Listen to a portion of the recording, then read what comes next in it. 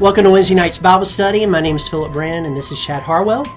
He is an elder here at Farmington Baptist Church and a Word of Life missionary. And you might ask what a Word of Life missionary is. Well, he helps churches develop youth programs for their teens to reach teenagers in the state of North Carolina. Yeah. Right? Yeah. And then, kids, yeah. And kids. Yeah, teenagers and kids. I forget, we have Awana, so that's the, It's all right. It's all right. It's not a Word of Life program. Not every church is the best. Yeah, so. Yeah, that's right. That's right. Ours is, but yeah, he does that, and he actually has people that he mentors too that are in the Word of Life, that are also Word of Life missionaries that he pours his life into. So he helps reach teenagers and children, as well as trains other people to do the same thing. So it's a great ministry. I think he has. Yeah. So it's fun. Excited that he's here. Of course, like Seth and Grayson, he knows nothing about what we're about to talk about. I am sure because he's a missionary, he has read Exodus chapter 3 before. Yeah. And maybe I've preached from Exodus chapter 3 before. Possibly. About the call of Moses. I don't remember every, You don't remember ever doing that? I don't remember, Well, you've heard messages. I don't remember every message that I've ever preached. Yeah, I don't either. Yeah, okay. I don't remember everything that I've said in the message. Yeah. Well, this is the, and so just full clarity, I asked Philip 2 minutes ago, where are we at? Where are we at? And so I haven't even been watching the online Bible study. I apologize. I already confessed to my pastor. And he's an elder at the church. Yeah. And so interesting this is that he doesn't even watch it. Yeah.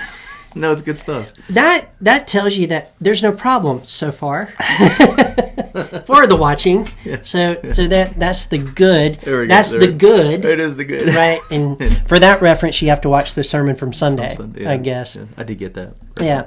So he hasn't studied for this at all. And from time to time, I'm just going to ask you what you think. Awesome. Okay, from what we're doing. Yeah, love it. So Exodus chapter 3. Last week we started this chapter, and the Bible study we're doing currently is called The Flame of Fire. This is Flame of Fire Part 2. Nice. So we talked about the burning bush. Yeah. Flame of fire. Flame of fire. Yeah. So we're going to start with verse 11, because he has already seen the bush. Yes. He's already approached the bush. We've already talked about all of that. Yeah. Okay, and what that meant. And for you to know what we talked about, you'll just have to listen to the last podcast. That's right. Yeah, that's right. Okay. So let's start with verse 10 instead of verse 11. Come, I will send you to Pharaoh, that you may bring my people, the children of Israel, out of Egypt. So that's him telling Moses what he is going to want him to do. So that connects us with last week. Him being God. Him being God. Speaking out of the bush. Speaking out of the bush. Yeah. Which we talked about. So cool. How the angel of the Lord is not just a physical appearance of God. The angel of the Lord is also like fire and smoke and clouds from a mountain and thunderings and lightnings. So a lot of people do the pre-incarnate appearance of Christ. Where we landed last week was, it's okay to believe that, it's perfectly fine, but it doesn't fit everywhere. Yeah. So this definitely isn't a pre-incarnate appearance of Christ. Right. This is a fire, and he appears as a holy fire of flame that is alive. Which is awesome. Yeah, it's absolutely incredible. It's awesome. Yeah. All right, so verse 11. But Moses said to God, who am I that I should go to Pharaoh and bring the children of Israel out of Egypt? Verse 12, and he said, but I will be with you, and this shall be the sign for you, that I have sent you when you have brought the people out of Egypt, you shall serve God on this mountain. All right. First of all, we are in a section of the Bible study where Moses reveals a reluctance to undertake the mission that God is calling him to do. And he's going to have 4 basic questions. The first one is, I'm not worthy, of course. The second one we're going to get to in a moment. Next week, we're going to get to the final 2 in chapter 4.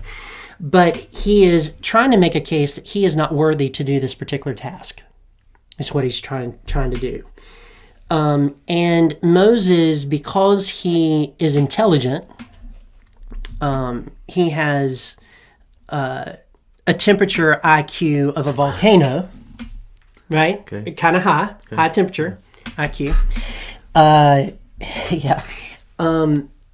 That he knows that there's issues with him going back. And so he's going to raise some of these questions because he's not really sure that God has picked the correct person. Though there's a flaming bush in front of him, though out of the fire God is speaking to him, he does not feel like he should go back. So his first statement is, but Moses said to God, who am I that I should go to Pharaoh and bring the children of Israel out of Egypt? He is here trying to remind God of his failure in the past. We've already talked about in the previous Bible studies how he failed his first attempt to try to free the children of Israel. And he did that before God called him to. He assumed that's why he was in the position that he was in. And it just did not go well, and he had to flee. So these 4 questions that he's going to ask, that, of course, we discussed 2 of them this week, 2 of them next week, is because Moses really just didn't want to go.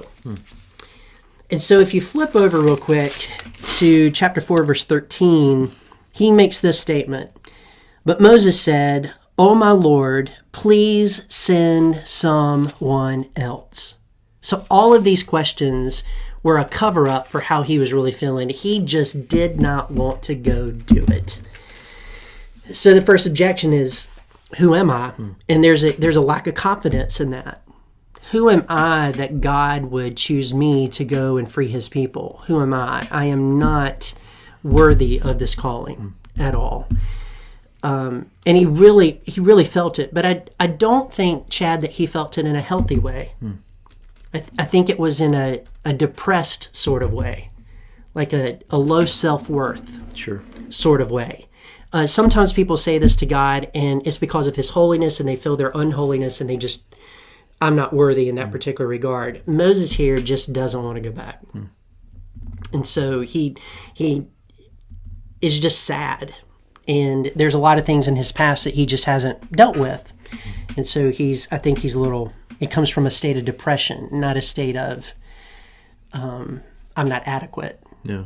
So who am I? Have you ever been at that point where you feel so bad about yourself, or you messed up in a message, or you messed up here or there, and you're like, oh, I just so bad, and you're really down on yourself? This is a Moses that is down on himself. That's why he says, please send someone else. I do not have the emotional capacity to do this. Okay, so who am I? And verse 12, God says, but I will be with you. And this shall be the sign for you that I've sent you when you have brought the people out of Egypt, that you shall serve God on this mountain. A couple of things about that verse. God is basically teaching him that, Moses, you're always inadequate. Everybody that I call is inadequate. But to take up for that inadequacy, I am with that person that I called. So because we are doing this together, you are adequate to do this particular task. What I wrote down as a result of that is a lack of confidence in self must not be permitted to undermine the confidence in God. So a lack of confidence in self must not be permitted to undermine your confidence in God. So just because I don't feel confidence in myself should never make me less confident in what God can do through me. For sure. So I feel unconfident, but I'm very confident that God can do whatever he wants. See, the key to this situation is not who Moses is and what he can bring to the table. The key to this being a success is who God is, and he is the one supporting him and what God can bring to the table. And what God brings to the table is very sufficient, to do the task at hand that he's calling you to do. For sure. Yeah. So he didn't read Paul. No. Like Moses didn't read Paul. We're supposed to boast in our weaknesses. Yeah, that's a couple thousand years later there, missionary. Yeah. He didn't have that. Yeah. No, that's good. Yeah. So when God calls you to do something, and he's called us all to do stuff, you have to switch from a focus on your human ability to your divine potential. And when you switch to your divine potential, that means that God takes you and your potential is enormous at that point. Because your human ability isn't enough. Yeah. But his potential, God's potential through you, I don't want to say magic happens, but amazing things happen with that. So what do you think about that first? I mean, I think that's... I think it's spot on. I mean, it's, God is able to do anything. Yeah. And so it's even the whole idea, like first thing I thought of was both of my weaknesses, right? When I am weak, I am then made strong because I'm relying on God, right? In that moment. And then the next thing I thought of was how many times does it say, like, Ephesians 6 is one of those times that I'm remembering that it says, stand strong in the Lord.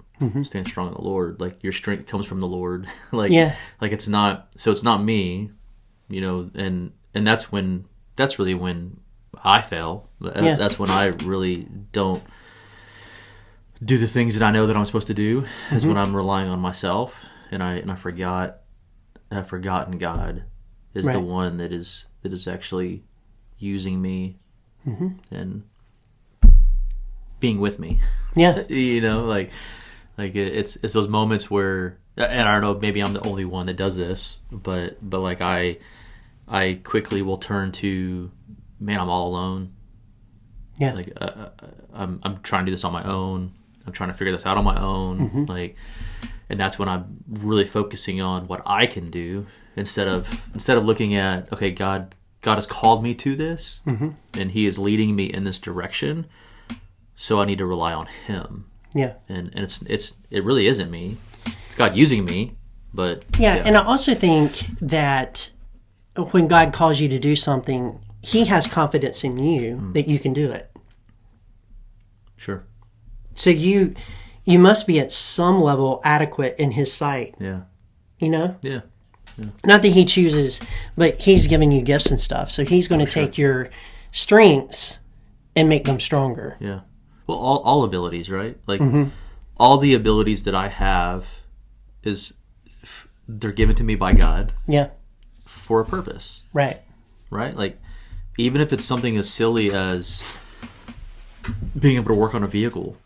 Yeah. Like that is supposed to be used for good. And so it's when I see my abilities as God-given abilities, and then I lean into Him to allow Him to use that ability to serve others and to do good. Yeah.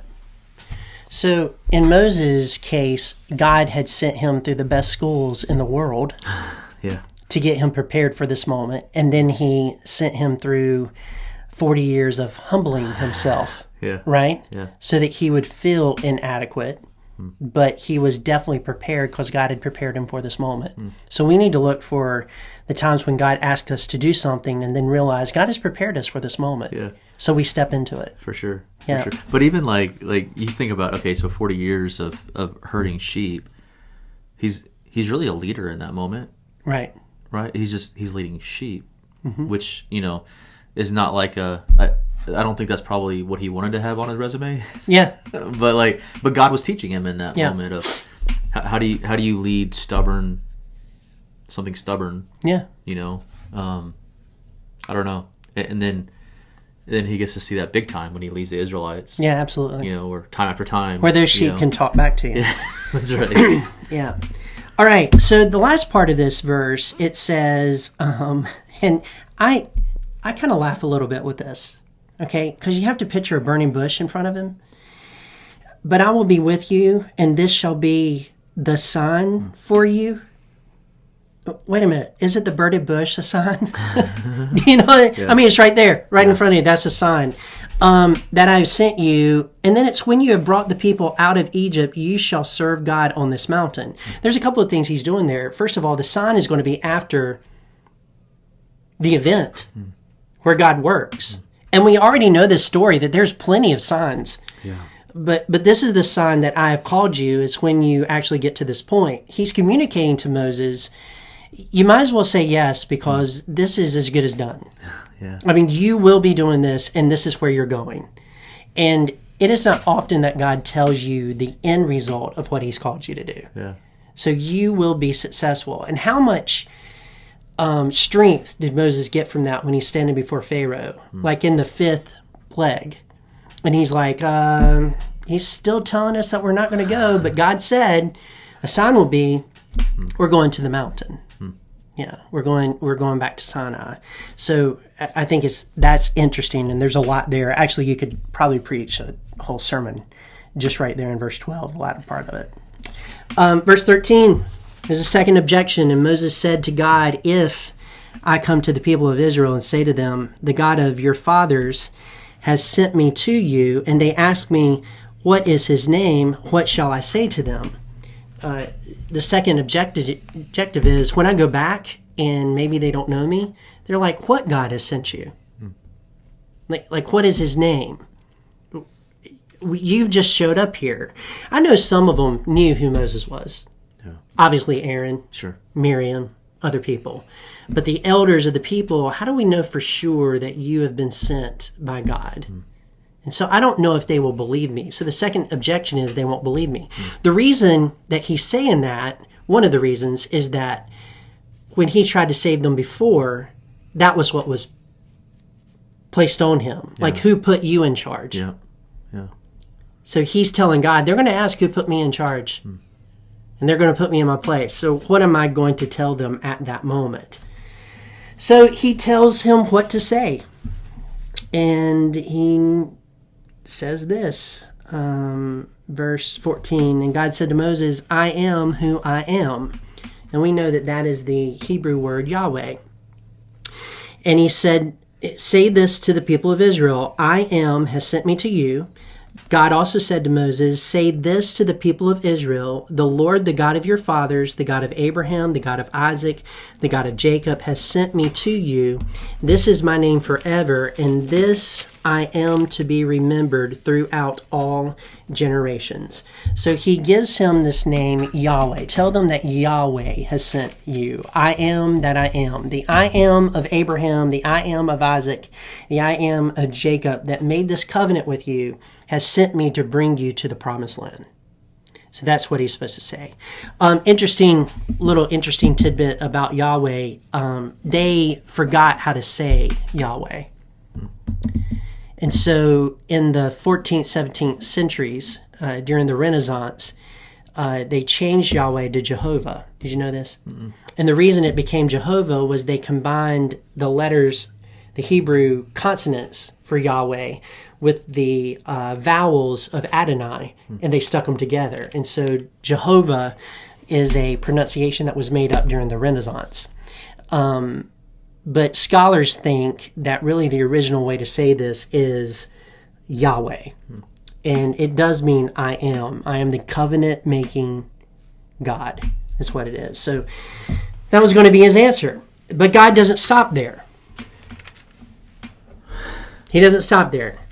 Verse 16 says this, and they will listen to your voice, and you and the elders of Israel shall go to the king of Egypt and say to him, the Lord God of the Hebrews have met with us, and now please let us go 3 days' journey into the wilderness that we may sacrifice. I think I've skipped something. Yeah. I'm sorry. Verse 16. Sorry, I read the wrong verse. Go and gather the elders of Israel together and say to them, the Lord, the God of your fathers, the God of Abraham, the God of Isaac, the God of Jacob, has appeared to me, saying, I have observed you and what has been done to you in Egypt. So a couple of things here. First of all, elders means men with beards. I don't think so. Well, Is that really what it means? Yeah. Nice. It means the bearded ones. Nice. So I as we not- sit here today, I did not know that. right here, like, not an elder. Here is an elder, Yeah. bearded ones. And we know if you look at Jews, there are some Jews that have Yeah. long beards. Yeah. Well, that's a sign that they are an elder How funny. in their community. So that Hebrew never word knew that. really I never knew means that. bearded ones. That's awesome. Yeah, the bearded ones. It has nothing to do with age. Yeah. Well, I knew it didn't have anything to do with age, Yeah, but I didn't know it was actually. it is actually bearded ones. That's awesome. Second thing about this, go and gather the elders of Israel. This shows you that they were not in a prison camp. Like, they had some freedom. They treated them as slaves. They did not give them the wages that they deserved. There was some persecution happening with this group of people, but they had the ability to meet among themselves and govern themselves. Under Pharaoh, they were allowed to do that. So they're able to come together as a meeting. If you're in a prison camp, you can't do that. Yeah. Slaves couldn't do that either. You can't meet like slaves like we believe that they are. Sure. Yeah, you can't meet together, but they were allowed to meet together. The next thing in this verse, Lord God of your fathers, God of Abraham, Isaac, Jacob, has appeared to me saying, I have observed you and what has been done to you in Egypt. Now, I said this last week, but I need to say it again. Moses is the first person that God has appeared to that sent that person with a message to a people. See, in Genesis, you have Abraham. He appears to him, but it's just a covenant between him and Abraham. When he appears to Isaac, it's just a covenant between him and Isaac. When he appears to Jacob, it's just an appearance. It's just a confirmation of the covenant between him and Jacob. This is the first time a prophet is sent to the people. So Moses is a prophet as well as a leader here. So he's sent with this particular message. Has appeared to you saying, I've observed and what has been done to you in Egypt. In other words, I have watched over you and I have seen how you have been treated. Yeah. And I don't like it. I don't like it. This message right here recalls the dying words of Joseph in Genesis chapter 50, verse 24, that says, God will surely come to your aid. So God's saying, I have seen and observed what has been done to you in Egypt. And then verse 17, and I promise that I will bring you up out of the affliction of Egypt into the land of the Canaanites, the Hittites, the Amorites, the Perizzites, the Hivites, the Jebusites, a land flowing with milk and honey. Relates back to that Genesis passage of Scripture. Yeah. So it's a reminder of that. So God is saying, I am going to keep my promise. And what God is seeing is the misery that they're going through. In verse 17, the misery there is the same misery as verse 7 in chapter 3.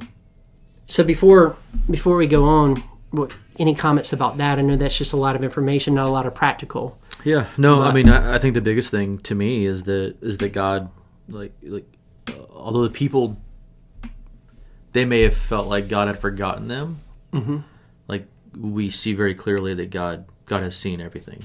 God is aware of it. He's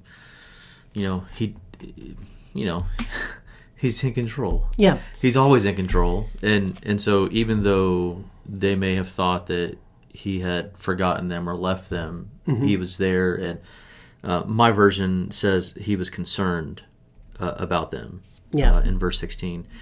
I can't remember what how the ESV says it, but I've observed what has been done to you. Okay, and so it's interesting. Like God does see. Yeah, and yeah. So to kind of remind everybody, the people didn't pray in chapter 1 when all the babies were being killed. They didn't pray.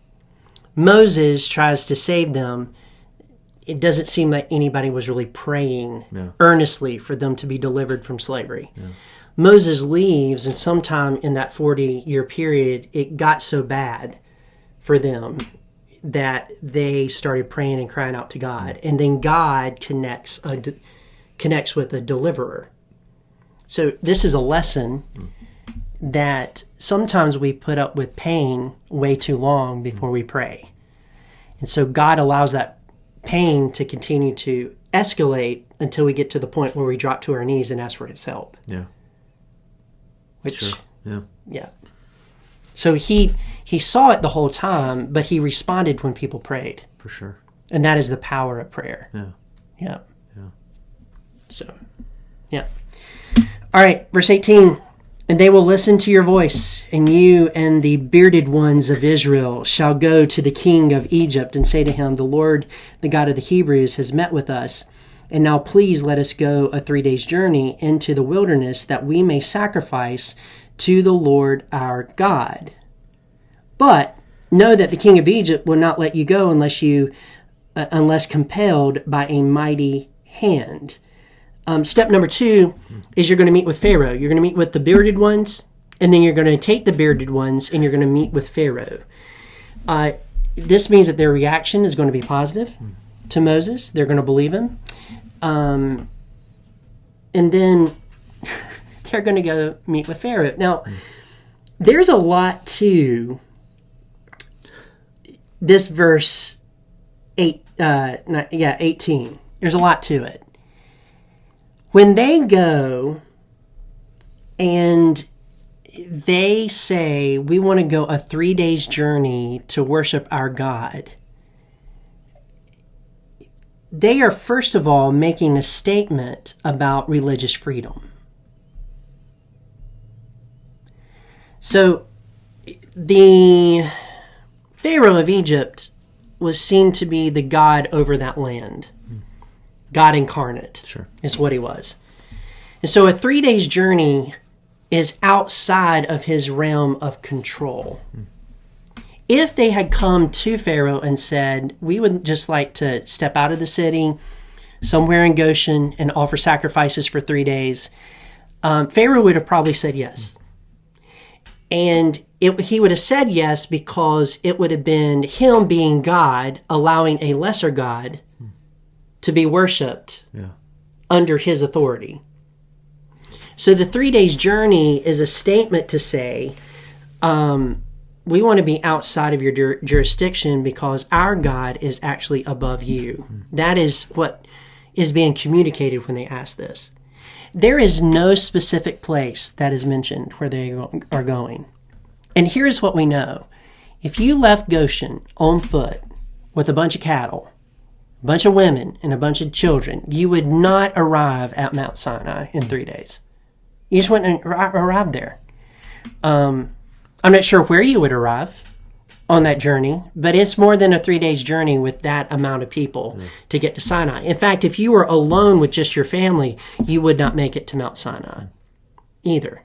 So what is God doing here? What is he doing there? They are sending a message to Pharaoh that he needs to recognize that God is an authority over him. And that is not going to bode well. Yeah, that is not going to bode well. So what do you think about that? I really don't know.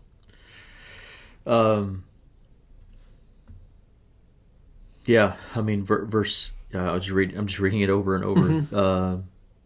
Has met with us now, so please let us. Yeah. Yeah. So what it's saying is the Lord, the God of the Hebrews. Yeah. Which isn't you. Right. Right. Okay, it is not you. Has met with us, and that met with us is in a tense of just yesterday. So they are saying that God has sent Moses to meet with them to tell you something. Yeah. God met with us to tell you what to do. Do you see it? You pause there. Okay. It's definitely up. Yeah, He's met with us. Yeah. No. I definitely see it. I'm stuck on like it. Not anybody could just go to the Pharaoh.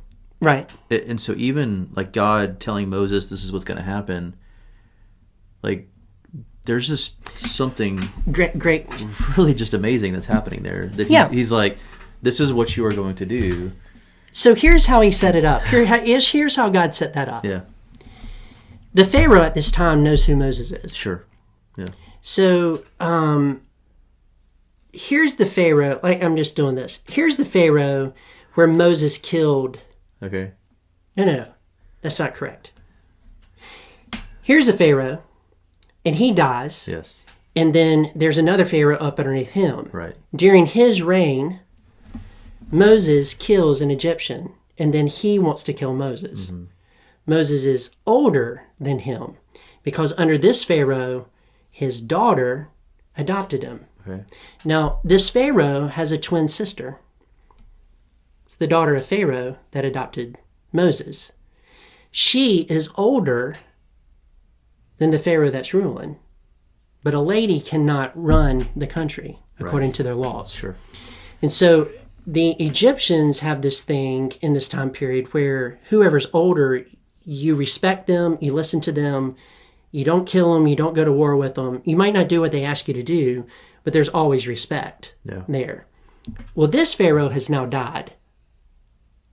So this Pharaoh where he was adopted is dead. Yeah. This Pharaoh that is twin that wanted to get Moses. Is now dead. Okay. And now his son is reigning. Okay. Well, his son knows who Moses is. Sure.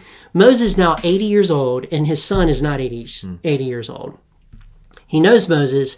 Moses can literally walk into Pharaoh's throne room just because of his age and how they view all of that. If you're asking, how in the world do you know this? Well, we know this from history, but we also know this from the Bible. When Joseph came with Jacob, Jacob walks into Pharaoh's courtroom and Pharaoh treats him with respect, and the Bible says because of his age. Do you remember that? Okay. Yep. And so Jacob blesses Pharaoh, and Pharaoh accepts that blessing because he is the elder in that moment. He respects Joseph. He respects his father. He's going to allow that to happen. So that culture did not change over the next 400 years. The reason that Pharaoh's daughter was able to do what she was supposed to wanted to do, was because of her relationship with her brother. In other words, Pharaoh's daughter was protecting Moses, and when he did something wrong, that was the brother's inroad to get rid of Moses. If that makes any sense. So he's able to walk in there with the elders just because of that. Yeah. Now, culturally, there might have been something else going on too. And I totally agree that God is working all this out, but God is using their cultural system to allow his servant to walk into the throne room. And Moses walks into that throne room time and time again, and it answers the question of why didn't Pharaoh just kill Moses? Yeah. Well, he didn't kill him because in his culture, that was a no-no. So does all that kind of come? Yeah, no, I got you. Yeah. So it is right, an amazing thing. Yeah. And I'm glad you brought that up, because that is a piece of information that we talked about in the on-site Bible study a couple weeks ago. Someone asked that question, and we didn't do it here on the podcast. Yeah. So, pretty interesting. Yeah. All of that. Verse 19, but I know that the king of Egypt will not let you go unless compelled by a mighty hand. That mighty hand is, of course, God's mighty hand. That means that God is going to strike. That means that God is going to show his power in a very significant way. That means he is really going to be involved in this whole thing. It also shows you that he's prepping the elders and Moses for what is to come. Because if I was called of God to go into Pharaoh and ask him to let his people go, I would expect a yes right off because God sent me. Yeah. Right? Well, he's saying it's not going to happen immediately. Because God has a point for Pharaoh. And he is going to make Pharaoh see that he is not all-powerful, that there is somebody over him. Yeah. So what's going to happen? Every time God is described as a mighty hand in the story, it's a contrast between Yahweh and Pharaoh and their power. Yeah, as we go through. Yielding to their request would undermine the whole religious and social philosophy on which Egypt has been founded. To say no to Moses and God's people is going to undermine the social philosophy and religious foundation that Egypt is founded on. By the time this story ends, that religious cultural philosophy in Egypt will totally change. Because God, in everything that he's doing, is going to blow that false religion apart. Yeah. So verse 3, so I will stretch out my hand and strike Egypt with all the wonders that I will do in it. And after that, he will let you go. That particular phrase, he will let you go, is actually, should be translated, get out of here, or drive them out. Like, you've got to get out of here. And if you know anything about this story, that's exactly what happens. Yeah. They are driven from the land. They have got to go, because we cannot continue to have this level of involvement from their God, who is definitely powerful, more powerful than I am. So, comments? Yeah. No, I mean, I think God is, it just reminds me of how God is in control of all, like, he's telling Moses exactly what's going to happen. And because I've read the story, like, I know that this is what happens. Yeah. Right? Like, all the way till they make it to Sinai, fulfilling the sign that God said. Yeah. Yeah. It's just crazy. And so, you are not going to stop God's plan. Yeah. Yeah. Yeah. Yeah. And yeah, it's amazing. Verse 21, and I will give this people favor in the sight of the Egyptians, and when you go, you shall not go empty. Yeah. Right now you're empty. Yeah. This verse is telling you that they were not paid according to their work. They were treated as slaves and given the bare minimum. They should have been paid more. That's what the empty is all about. So what happens? But each woman shall ask of her neighbor and any woman who lives in her house for silver and gold and jewelry and for clothing. These are all tangible, expensive, bartering sort of items. So they are now being not refunded. What is it? Like compensated? Compensated for the work that they had done. God's making sure that, hey, you did this work. I'm going to give you your just payment for it. You're going to be paid for it. And you shall put them on your sons and on your daughters, so you shall plunder the Egyptians. So the victory is going to be pretty substantial. Yeah. So here's what I'm going to do for you. And when you go, this is the victory that you are going to have. Yeah. Now, next week, we're going to talk about another objection that Moses has. And I just want to bring that up because at this point, I would hope that I would be like, okay. Yeah, let's do this. We're going to be victorious. There's going to be some struggles, right? Yeah. There's going to be some no's with Pharaoh, but God is going to be with me. And we're going to plunder the Egyptians. Let's go do it. I mean, it's a daggum bush that isn't burning, but has fire all around it, and it's speaking to me. So I think I can trust this, right? But he's still going to have another objection. Yeah. Objection. Of course. How many times do we do the same thing? Too often. Yeah. Yeah, too often. Mm-hmm. And most of the time it's little stuff. Like insignificant compared to this. Sure. But very significant. Like, I don't know, we talked a few moments ago about witnessing. You didn't hear about it, but maybe there'll be a bonus Bible study after this one. Witnessing, and we don't witness. Well, that's a moment where we didn't trust what God has commanded us to do. Yeah. Living holy in a particular moment when we're being pressured to do something else. And we're not sure how it would work out correctly if we lived the right way. Well, that's also a moment where we doubted what God has told us to do. Make excuses. Yeah. Ask questions. Like, just even that pausing of like, is God really going to use me? Like, does God really want to use me? Like, does he really want to? Yeah. Is this really right? Yeah.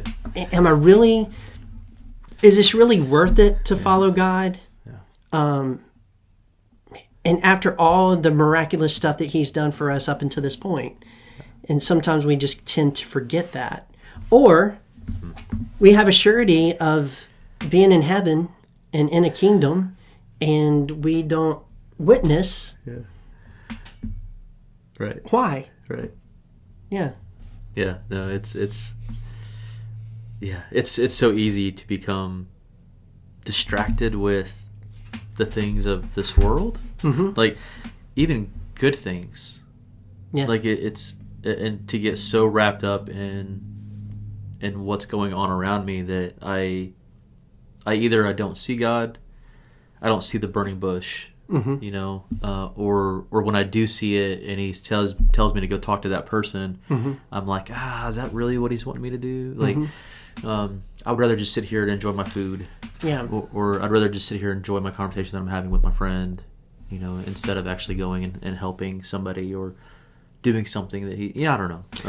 Or we get the same sort of depressive feeling that we're inadequate, and it shuts us down. And that's what's happening here. It shuts us down. We have the victory, but we just don't want to believe that we have the victory. Yeah. We have the promises, but we just don't want to stand on those promises because we've allowed our flesh to convince us that we are inadequate, and it blinds us to an adequate God. For sure. I was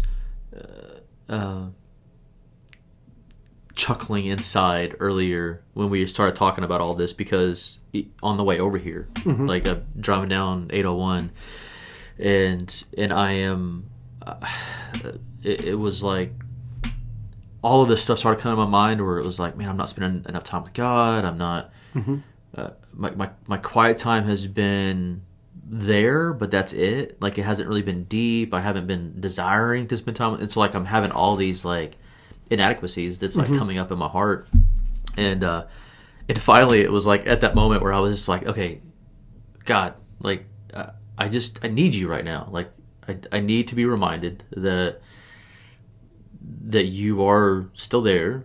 Like I need to be reminded. Like, and so like when we started reading all this, like it was, 30 minutes ago, driving down the road, like this is what I was feeling, and it's so easy for me. It's so easy to allow those thoughts to continue, and then it's just like it becomes that I'm sitting in my office not doing anything. You know, because it's like I'm cuffed or I'm in slavery again. You know, to my flesh because I'm saying God doesn't want to use me anymore, and it's all just a lie. And here is a Bible study that's telling you that you knew nothing about. Right. Yeah, that's telling you God. And to kind of follow up what you're doing, another part of that story is last Thursday I wanted to ask you to do this, and I didn't. And then Sunday I wanted to ask you to do this, and I couldn't find you after the service because you disappeared. Yeah. And not that that's anything wrong with that. You just had places to be, right? And then we recorded the Generations podcast yesterday, and I had in my mind I need to ask him then, and then I didn't ask you last evening. I didn't text you. I didn't do anything. And then this morning I'm like, well, he won't do it because he's probably got stuff. Yeah. You know, I call you at 8:30 this morning? Yeah. And then you said, yeah. And then God. And I was trying to even come up with excuses not to do it. Oh, were you? Oh, yeah. I was like, I need to study for this Sunday. Like, I remember that on the phone. And I was like trying to process through it. And I was like, you know what? I just need to do it.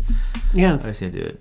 And so. And so here you are feeling inadequate. And God's saying, yeah, but I am. Don't forget that I am. I am. Yeah. I am adequate. Yeah. Yeah. That's so good. I bring that up because the same thing happens to me all the time. God's already working over here before I even know I need it here. And he's already putting all this stuff together. Yeah. And I think that does go into the passage in that God is going to bring them out of Egypt. He already has a plan. He's already sending them a deliverer. He already has an end point, which is Sinai. Yeah. I mean, I know the promised land, but Sinai, he's saying Sinai. And he already has the plan. So just trust the plan. Yeah. Trust the plan. He's adequate. That's all you really need. Yeah, it's good. Yeah. All right. Well, that's it for today. And until next week, grace and peace.